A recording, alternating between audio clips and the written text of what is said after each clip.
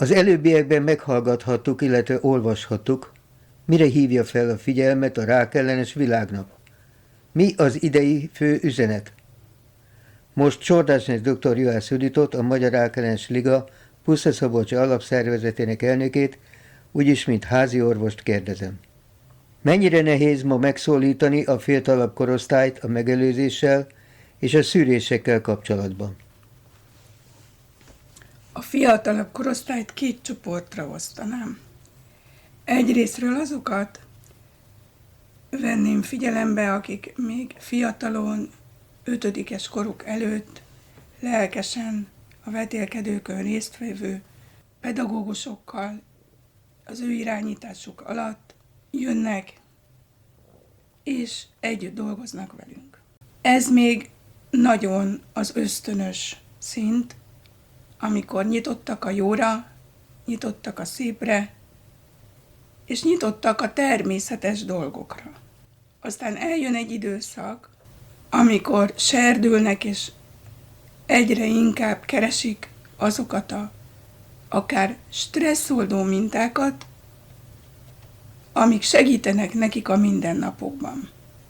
Hát a legközelebbi minták természetesen otthon vannak, és még azt sem mondanám, hogy ha a legerősebb mi voltunk, akik érveltünk, idézőjelbe, és segítettük őket, hogy merre menjenek, akár gondolkodásban, akár cselekvésben, és ki tudják választani a számukra megfelelőt, ami az egészségüket szolgálja, a megelőzés tekintetében, akkor bizony már csak azt láthatjuk, illetve láthatom, mint házi orvos, amikor 14 éven felül bejelentkeznek hozzám a körzetbe, hogy több-kevesebb sikerrel, de ezeket a mintákat bizony megtalálhatjuk. Sajnos olyan is van, aki 16-17 évesen azt mondja, hogy már a leszokás, mondjuk egy cigaretta leszokáson gondolkozik, bizony az energiaital nagyon ott van az ő mindennapjaikban. Azok a tapasztalatok, amikkel én rendelkezem, azok azt mondatják velem, hogy könnyű őket megszólítani, de nagyon nehéz figyelmüket megtartani, illetve elérni azt, a megelőzés legyen az elsődleges szempont az életükben. Milyen szűrővizsgálatok érhetők el, és kiknek ajánlottak? Népegészségügyi szempontból 3 szűrővizsgálat van ma Magyarországon, ami elérhető bárki számára, és jó lenne, ha élne is vele. Az egyik az emlő, ami 45 és 65 év között behívásos alapon működik. A méhnyakrák szűrés az 25-65 év között ajánlatos, a vastagbélszűrést pedig 50 és 70 év között kapják az érintettek az értesítést, és bizony azt mondhatom, főleg a vastagbélszűréssel kapcsolatban, hogy ez az év, legalábbis a mi körzetünkben nagyon jól indult, és szinte mindenki hozza az egységcsomagját, a behívóját, hogy elláthassuk. Mondhatni itt kamionsofőröket, autóbuszvezetőket, tehát mindenki, aki tartósan egész nap szinte ül, és terheli a végbelét. A másik a rossz szájhigiéne következtében lévő ínyvérzés, ami befolyásolhatja ezeket az eredményeket. Milyen figyelemfelhívó kampányok zajlanak jelenleg, akár a világnaphoz kapcsolódva is? Természetesen beszélnünk kell arról, hogy vannak bizonyos szűrővizsgálatok, amelyeket kampányszerűen végezünk. Ilyen az erős dohányosok számára a tüdő vizsgálata, ajánlott még a próstata, melanóma, szájüregi szűrés, az önvizsgálat otthonukban, az emlő és a here, amit tanítunk a fiataloknak. de vannak szervezett, évente történő figyelemfelhívó kampányok a ligán belül.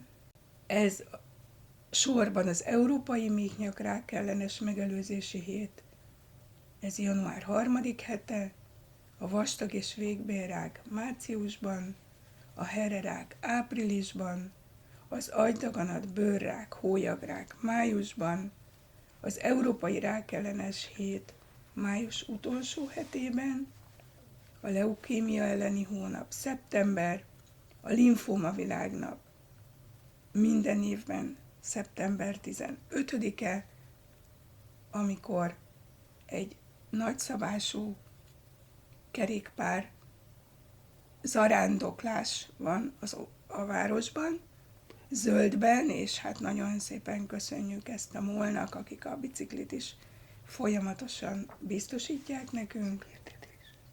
Az emlőrák ellenes hónap októberben, a prostata és tüdőrák novemberben.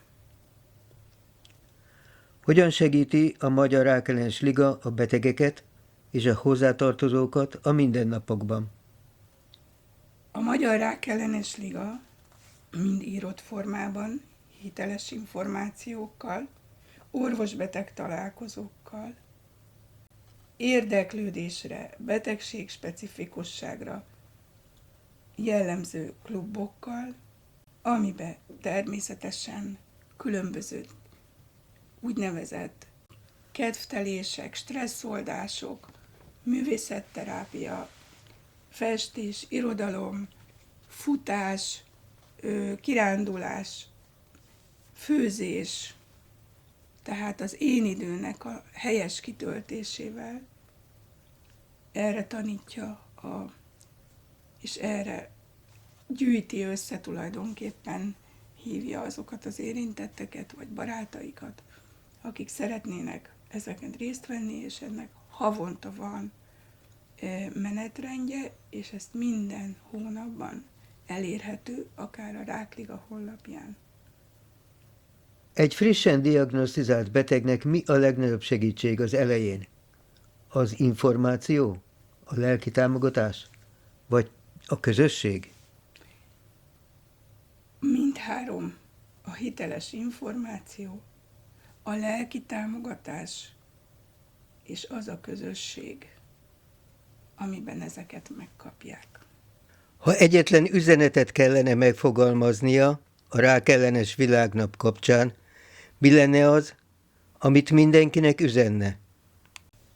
Követni a lehetséges egészséges életmódi formákat, időben jelentkezni, akár családtagnál, anyánál, apánál, vagy háziorvosnál, vagy szakorvosnál egy olyan kihívással, tünettel, ami 1 hónapon túl nyugtalanítja az embert, és gyógykezelés hiteles információk alapján. Köszönöm szépen!